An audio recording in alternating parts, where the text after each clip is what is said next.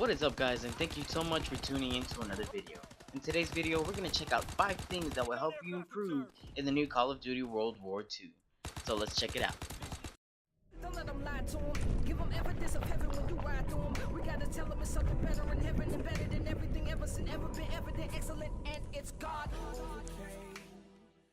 Welcome back. So obviously we're here to look at 5 things that you can do to improve yourself in the new Call of Duty. We already have 5 things that Sledgehammer has already talked about that will help us improve. Number 1, we have sensitivity. Yes, guys, that's the first thing you need to do in order to improve yourself in Call of Duty World War II. So the recommended settings would be 4 to maybe 6 or 7, right? Me, I personally kept my 10 sensitivity only because I'm so used to it and I'm able to use it so well. It's really all just about playing with the sensitivity, seeing how it works. And honestly, your sensitivity might even change from gun to gun. So that's another thing to look at. Alright guys, so for number 2 we have the button layout. Now, we have 2 different settings here. We have a setting for non-modded controllers and a setting for modded controllers. Now for non-modded controllers, bumper, jumper, tactical, flip. It's a long name, but it's a really good setting. Compared to the default, the changes we get are R1 and R2 are flipped, as well as L1 and L2.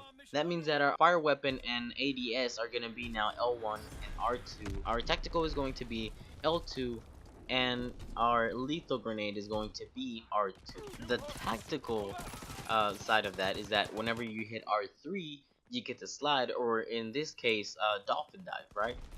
Or not dolphin dive, I can't remember what they call it exactly, but that's what it looks like. And with the circle, you get to melee. This also means that your tactical, which is now L2, will be flipped with X.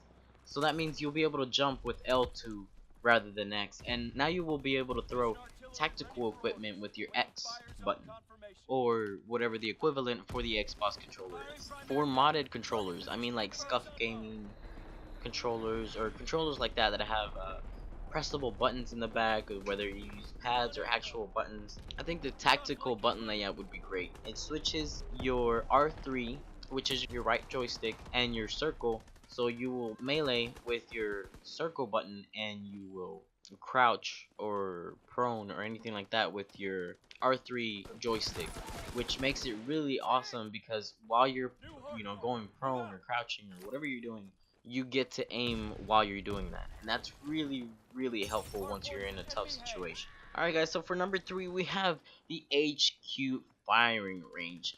Now the reason why this is at number 3, and I don't really have them in specific order, but I think this would be a pretty good order for things if you have the sensitivity, then the button layout, and now you have to worry about the actual guns. So in the firing range, you literally get to practice with these guns on targets, and you don't have to come up with drills or whatever to get into a custom match and do that. You can if you want to, because it would provide moving targets. However, you don't have to, because now you have the firing range. What the firing range is gonna do, it's gonna allow you to get to know your weapon. So whatever weapon you're about to jump into a match with, you can just warm up with that weapon while you're in the firing range. And whenever you're in the actual game, your aiming should be at the best that it could be because you've already warmed up. Now, another great thing about the firing range is once you add your attachments to the gun, you'll be able to go in there and feel the difference while you're in the firing range, so that if you need to make any changes before the actual match, you can make them right then and there. Another great thing is that if you see that your sensitivity might not be cooperating with the gun, you can always switch it, you can always change it, adjust it to whatever you need, so that you are able to use that gun to the best of your ability.